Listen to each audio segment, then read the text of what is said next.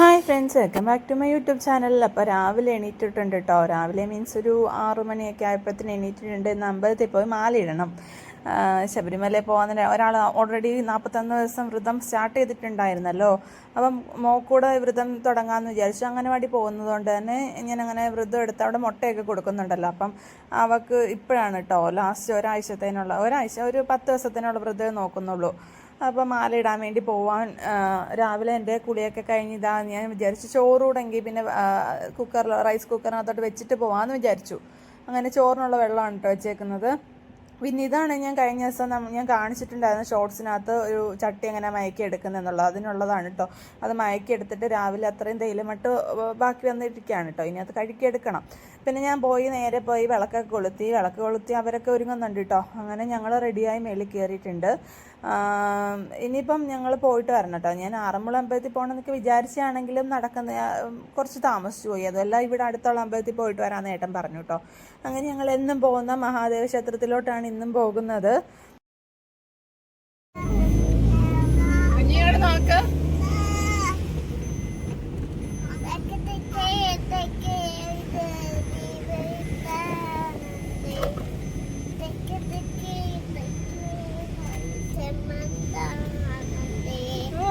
അപ്പോൾ രാവിലെ തന്നെ നല്ല പാട്ടൊക്കെ പാടി ആസ്വദിച്ചാണ് കേട്ടോ പോകുന്നത്. ഇപ്പം മാലയിടാൻ പോകുന്നു അല്ലെങ്കിൽ സ്വാമിയെ കാണാൻ പോകുന്നു എന്നൊക്കെ പറയുമ്പോഴത്തേനും ഭയങ്കര ആവേശത്തോടാണ് കുട്ടി നിൽക്കുന്നത്.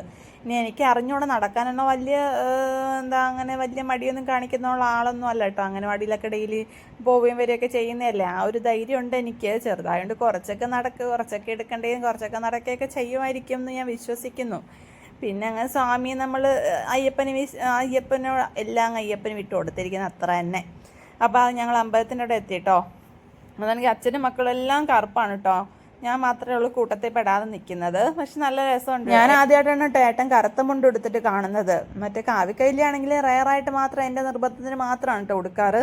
ഇപ്പം കയ്യിൽ രണ്ടുകൂടെ അച്ഛനും മോനും നല്ല ചേർച്ചയുണ്ട്. ബ്ലാക്ക് ആൻഡ് ബ്ലാക്ക് ഇട്ടിട്ട് നിൽക്കുന്നത്. പിന്നെ ഇവനാണെങ്കിൽ എൻ്റെ വാലിൽ തൂങ്ങി തന്നെ നിൽക്കുക കേട്ടോ. ഞാൻ എങ്ങോട്ട് പോയാലും എൻ്റെ ചുരിദാറിൻ്റെ അറ്റ അവൻ്റെ കൈ കാണും. പിന്നെ ഞങ്ങൾ മാലയൊക്കെ പൂജിക്കാൻ വേണ്ടി രസീത് എഴുതിപ്പിക്കാൻ വേണ്ടി നിൽക്കുകയാണ് കേട്ടോ. രസീത് ഓഫീസിലാണെങ്കിൽ ആളുണ്ടായിരുന്നില്ല. അയാളാണെങ്കിൽ അമ്പലത്തിൽ തൊഴാൻ വേണ്ടി കയറിയിട്ടുണ്ടായിരുന്നു. പിന്നെ വന്നു കഴിഞ്ഞിട്ട് ഞാൻ നേരെ രസീതൊക്കെ എഴുതിപ്പിച്ചിട്ട് ഇതാ മാല ഇടുവാണ് കേട്ടോ.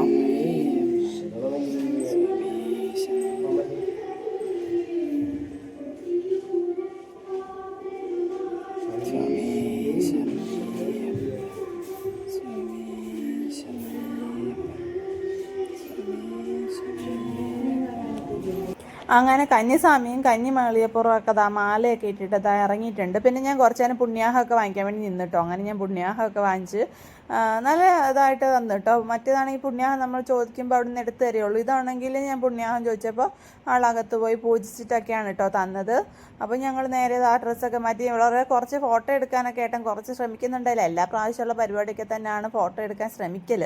പക്ഷേ മോള് പിന്നെയും നിന്ന് കൊടുക്കും. പക്ഷെ അവൻ അങ്ങനെ നിന്ന് കൊടുക്കൂല. അതാണ് കേട്ടോ പ്രശ്നം. പിന്നെ ഞങ്ങൾ ഇതുപോലെ കുറേ നേരം അവിടെ സ്പെൻഡ് ചെയ്തു. രാവിലെ ആയിരുന്നല്ലോ, ഞായറാഴ്ച ആയിരുന്നുകൊണ്ട് ഏട്ടന് പോവുകയും വേണ്ടായിരുന്നു. അയ്യപ്പസ്വാമിയെ വിളിച്ചോ?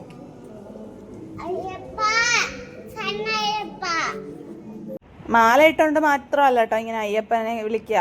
അല്ലാതെ ഞാനിങ്ങനെ പറയുന്നത് നമ്മളിങ്ങനെ പറയുമല്ലോ, ഇങ്ങനെ എന്തെങ്കിലുമൊക്കെ സംസാരിക്കുന്നതിനിടയ്ക്ക് അല്ലെങ്കിൽ നാമം ജപിക്കുമ്പോഴൊക്കെ ഇങ്ങനെ വിളിക്കുന്നതുകൊണ്ട് അവൾക്ക് അതൊന്നും ഇങ്ങനെ പ്രത്യേകമായിട്ട് എടുത്ത് പറഞ്ഞ് വിളിപ്പിക്കേണ്ട ആവശ്യമൊന്നുമില്ല കേട്ടോ. അവൾക്ക് അറിയാം. അവൾ നാമം ജപിക്കാനൊക്കെ എൻ്റെ കൂടെ കൂടുന്നതായതുകൊണ്ട് അവൾക്ക് അങ്ങനെയുള്ള കാര്യങ്ങളൊന്നും നമ്മൾ പ്രത്യേകം പറഞ്ഞു കൊടുക്കേണ്ടതേ ഇല്ല കേട്ടോ. അച്ഛനും മോളൂടെ ശരണമൊക്കെ വിളിക്കും.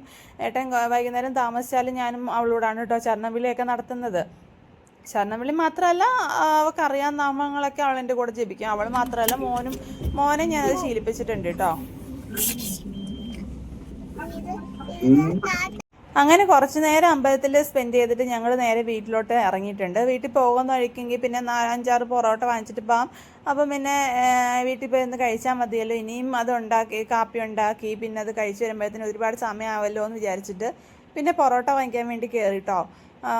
എത്രയോ പൊറോട്ടയും ഒരു കറി മാത്രമേ വാങ്ങിച്ചുള്ളൂ. ഇത്രയും ഒരു കറി വാങ്ങിച്ചപ്പോൾ ഞങ്ങൾക്ക് ബാക്കിയാണ്. അതുകൊണ്ട് ഒരു കറി വാങ്ങിച്ചിട്ട് ഉള്ളൂ. ഞാനാണെങ്കിൽ ഇപ്പം ഇവർക്ക് കൊടുത്തിട്ടിരുന്ന് കഴിക്കാമെന്ന് വിചാരിച്ചു.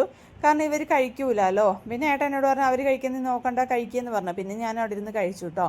അത് കഴിഞ്ഞിട്ട് പിന്നെ നമ്മുടെ കുറേ നേരം ക്ഷീണം തീർക്കാമെന്ന് വിചാരിച്ച് കുറച്ച് നേരം വെറുതെ ഇരുന്നു.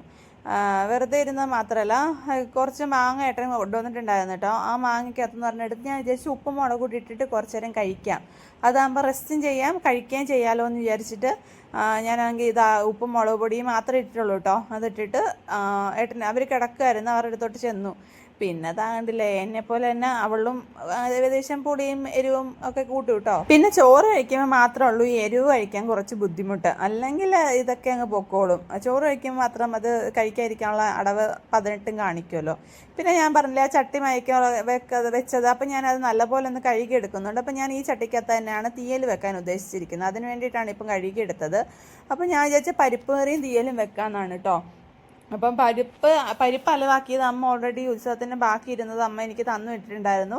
ആകെ പരിപ്പ് ഇവിടെ കൂട്ടുന്നത് ഏട്ടനാണ് കേട്ടോ. നമ്മുടെ കുടുംബത്തെ വെച്ച് നോക്കുമ്പോൾ ഏട്ടൻ മാത്രമേ പരിപ്പ് കൂട്ടാറുള്ളൂ.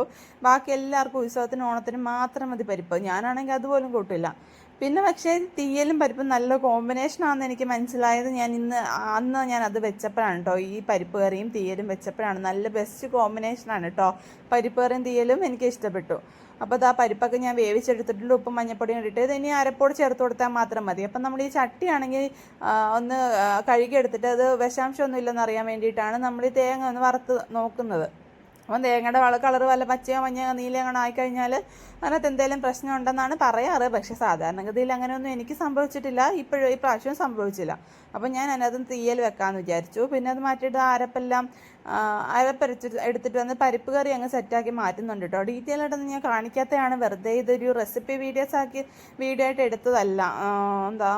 ഞാൻ അമ്പലത്തിലെ വിശേഷങ്ങൾ കാണിക്കാമെന്ന് പറഞ്ഞിട്ട് എടുത്തതാണ്. പിന്നെ ലെങ്ത് കൂട്ടാൻ വേണ്ടിയിട്ട് ഇതുകൂടെ ആഡ് ചെയ്യാമെന്ന് വിചാരിച്ചതാണ് കേട്ടോ. നമ്മുടെ തീയൽ ഇവിടെ റെഡി ആയിട്ട്, നമ്മുടെ തീയലിൻ്റെ റെസിപ്പീസൊക്കെ ഞാൻ മിക്കവാറുള്ള വീഡിയോസിനകത്തെല്ലാം കാണിക്കുന്നത്. പിന്നെ ഒരു തട്ടിക്കൂട്ട് മാങ്ങാച്ചാറ്, ഇത് മൂന്നൂടെ സൂപ്പർ കോമ്പിനേഷനാണ്. ഇവിടെ എടുത്താണ് കേട്ടോ ഞാൻ കാണാതെ.